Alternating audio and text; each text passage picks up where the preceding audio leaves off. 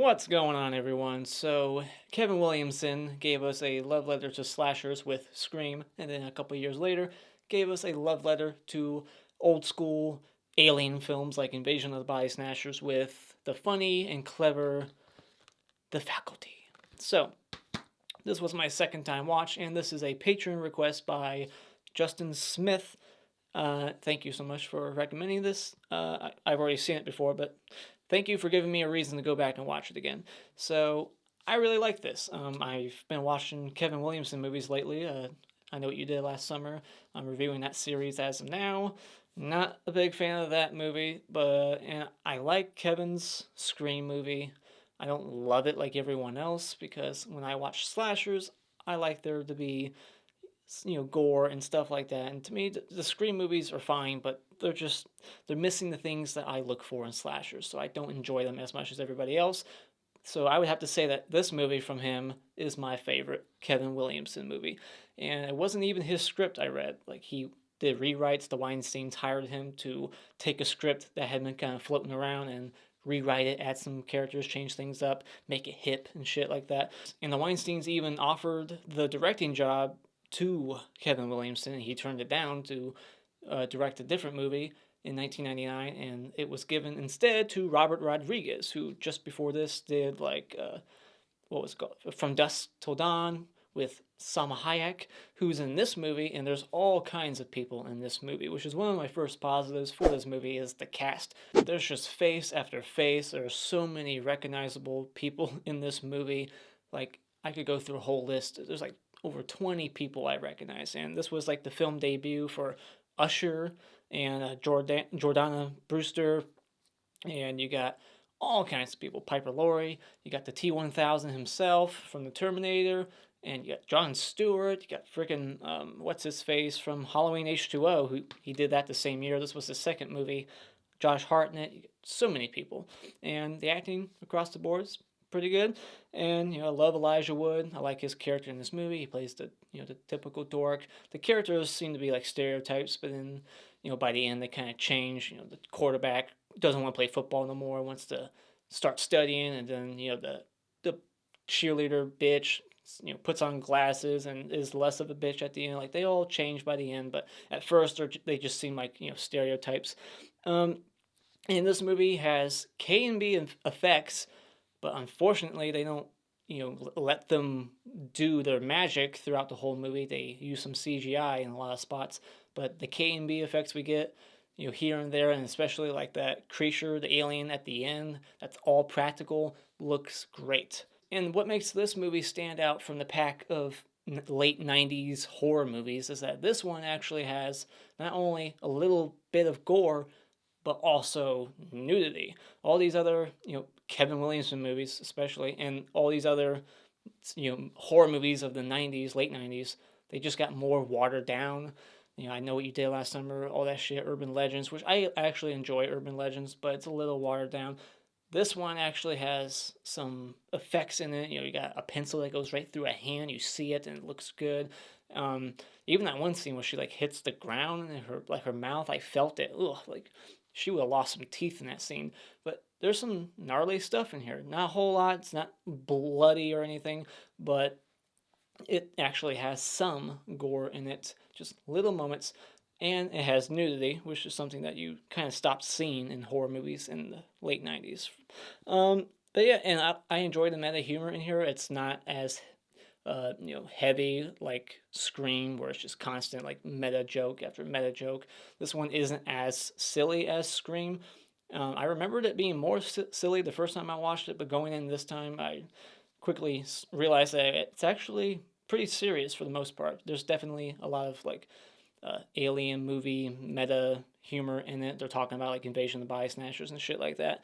But I enjoyed it. I enjoyed all the meta-ness of it, and the dialogue was pretty good, and the pacing was good too. I was never bored. I liked how the story unfolded. There's a mystery aspect to it where you're like, who's the queen? Who's the first one that was infected? And I don't remember if I predicted it the first time. I can't remember if I was able to figure it out, but they do a couple of red herrings here where you're like, maybe it's this person, maybe it's that. And so I like that. I like that it kind of kept me guessing as to who was going to be the first one that was infected. And because of personal reasons, I like that this movie takes place in Ohio because that's where I'm from. Although this movie was shot in Texas, and I like that the ending wasn't a typical ending that's like, oh, there's another alien out there, we're gonna have a sequel. It just ends on a happy note, and that's it. No stupid like final like, oh, there's one more left. Like it didn't do that typical route.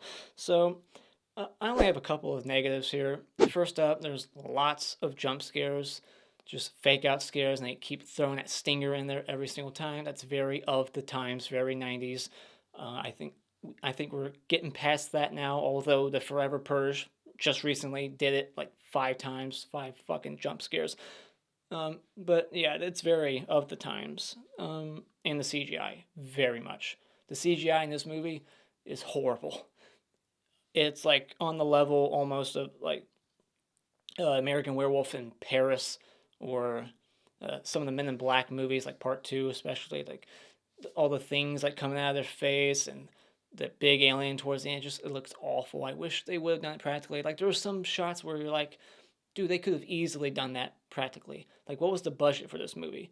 It couldn't have been that small. They could have done it. They had K and B with them.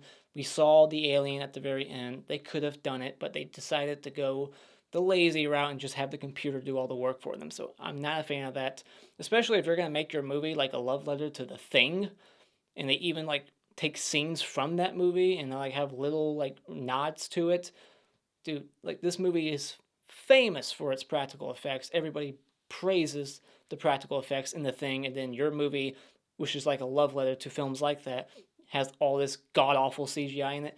It's almost offensive. So just they should have done it practically. And so yeah, those are my 2 main complaints. Just jump scare shit, did not like it, and the CGI that really took me out of the moments. So outside of that, final thoughts. I think it's really fun and clicks along. It's not boring. I think it's one of the better 90s sci-fi movies out there, if you ask me. So if you haven't seen it, it's a cult classic, definitely worth checking out. And if you're a fan of sci-fi movies like Invasion of the Body Snatchers, I think you'll enjoy this definitely. So when it comes to The Faculty, I recommend that you go out and buy it. Alright, spoilers. So we got the T-1000. I can't remember the actor's name, but who cares? He gets infected first, and we just see the shadow, so it's like, alright, who's this person? So that starts the mystery throughout. You're trying to figure out who is this shadow that we saw at the beginning. Just like in The Thing. Shadow in The Thing. You see the shadow on the wall, and you're like, who's that person getting infected by the dog? And so there's lots of paranoia in the movie. So this movie is very much like there's all kinds of things, taken from The Thing, and Invasion of the Body Snatchers and shit like that. So then the principal, she's getting attacked from the T-1000, and she gets a pencil stabbed right through her hand. That looked pretty good. And somehow he locked like all the doors and she can't escape somehow. Like she can just open a window. She's on the first floor. She could have gotten out of there pretty easily, but she didn't. She bumps into the other teacher and surprise, she's infected too. So, and then Hyde, we got Hyde from That 70s Show. That was a nice surprise to see him. I love his character. He's probably my favorite character in that show. And then we got the woman, I think she's in the Taken movies. I could be wrong. But she's also in the House on Haunted Hill remake. She's got a weird first name. Starts with an F. And then I think her last name's like Janssen or something. I'm not good with names, but she's like a shy teacher. Her character's weird. Like she should not be a teacher because she is like awkward as fuck. Like she's like so shy. She's like in front of the classroom, like, okay, take out your books. Like, no, you can't do that. Like, who hires this person to be a teacher? She should not be there. And then it's like there's all this inappropriate shit happening that would never fly today. Like the kid Zeke, Josh Hartnett, he's in the parking lot like selling flavored condoms to his teacher, and she doesn't like get him in trouble because she's too shy to do anything about it. It's like this would never happen, never.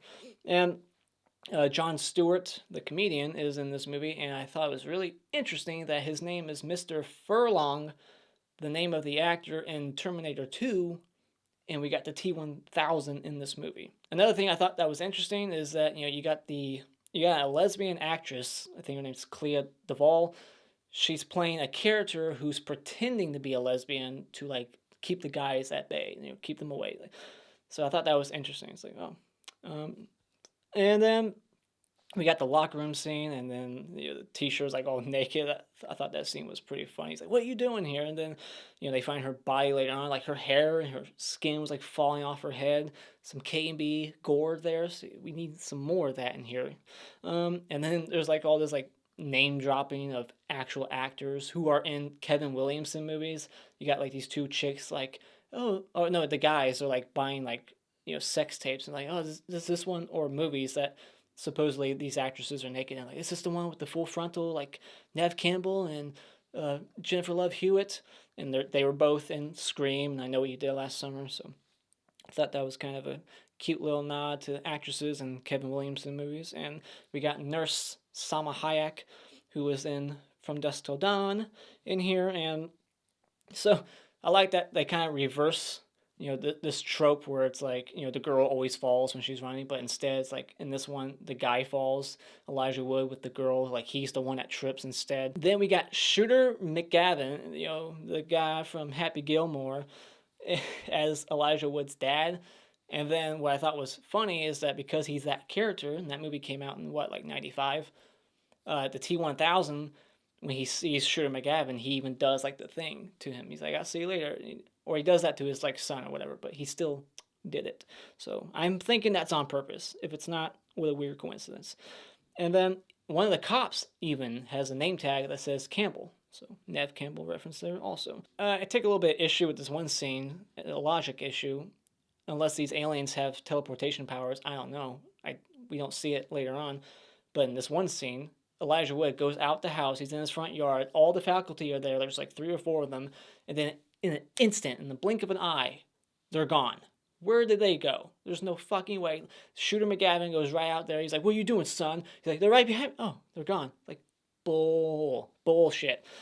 And then, so I can't believe he also let the coach talk to his dad. And we never even find out if his parents, Elijah Wood's parents, get infected. We can assume they are, but we don't see them again after this. So, but I was just thinking in that moment, like, if this is me and I turn around and I see the T-1000, who I know is infected, talking to my dad, who I love, am I going to let him, like, get a chance to infect him? Fuck no. I'm going to walk up and stop that conversation right then and there. Like, get away from my dad. But he doesn't. He just walks into school. I get you don't want to create a scene and get in more trouble with your dad, but it's life or death. Like, he could get infected. All he has to do is like throw up the thing right into his ear and it's over. And then Hyde from that 70s show, him and this other guy, they want to like buy all the drugs from Zeke, and I'm guessing it's because they know it's like their weakness, so they're trying to like get all the, like, we want all your drugs. I'm assuming that's what it is. Earlier in the movie, Jon Stewart, he foreshadows his death, and when he says that, when he says that, you're like, that's foreshadowing something. He's like, "I'd rather you just stick a pin in my eye," or something. And then later on, he gets the pin right in his eye, and it's got like they call it scat, I think, the drug in this movie, and he starts to like melt. So then later on, why didn't that one chick melt? And I'm not talking about Marybeth. I'm talking about the Jordana Brewster character. What's her face? The cheerleader. She snorts it, and she starts getting like all, she's revealed as the alien, or at least one of them. She doesn't die. She doesn't like melt like everybody else in the movie that snorts it. It's like, that's inconsistent. How come it didn't work there? I don't know. Seemed like a plot hole to me. So, but that whole scene, straight out of the thing. It's the blood test scene. They're like, "All right, you sniff it. We can't trust you unless you sniff it." So, straight up the thing. Why didn't Marybeth infect Zeke when she kissed him? I thought that was the perfect opportunity to do it. They're like kissing and open mouth, like, boom, there you go. Does it have to be the ear? You can't do it in the mouth? I mean, I always do it in the mouth. So one little thing I noticed, this is just a stretch here, but there's all these streamers, and to me it kind of like resembled the little things that are coming out of the aliens, especially like the little ones. And then like when Jon Stewart's fingers get chopped off, there's like the little red tentacle things, veins, whatever the hell they are, coming out. Like, there's all these streamers everywhere throughout the school, and the way they're waving and stuff, it just kind of looked like it was resembling the aliens and how they look on the inside when they're like exposed. Marybeth is revealed as the queen alien, and she gets full frontal naked, like head to toe naked, walking around. They keep her in the shadows a lot, but you can see her ass and her boobs in this movie, so that was nice to see her. And then, like, when she's walking around, her reflection for some reason is the alien, even though she's in human form. So it's like, okay, I mean, that's illogical. That doesn't make any sense, but whatever. They kill the main queen alien by crushing her with the bleachers. Smart way to kill her. And then, he also, like, stabs the thing in her, and we find out that it's true what they were hypothesizing earlier, like maybe if we just killed the queen, everybody else would go back to normal, which is something that's in a lot of other genres too. Like sometimes like vampire or zombie movies, sometimes that's like the case. And just like in this movie, you kill the head one, everybody else goes back to normal. So he stabs the alien and the queen in the eye, and she melts away. And it's a practical effect there. The alien, huge, all on screen with the actor Elijah. Why couldn't they do that before? I mean, it's just, it irritates me. Like, just little moments where you're like, they could have done that practically easily. Like, when her arms are tentacles, like, simple. Just fucking put fake tentacles on her. You can do it.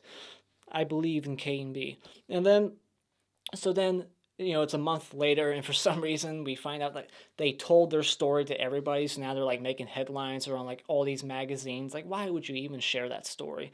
And like, that's, I guess, what's keeping them still fresh in the news a month later, because why else would they be in the news? Like, all that happened was 3 teachers disappeared.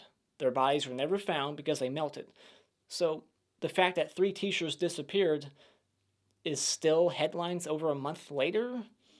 I don't know if that would be a story still a month later. I feel like they would just move on, but maybe not. It's a small town, but they act like it's like a nationwide thing. They're all the magazines and shit, but whatever. Nitpick. But yeah, drugs save the day. That's the moral of the story. If you make drugs and sell drugs, you're a hero, because that's what happens in this movie. So do drugs, kids. And so that's the end of the movie. What did you think of The Faculty? Let me know in the comments below. If you like it more than Scream, like me, because I do.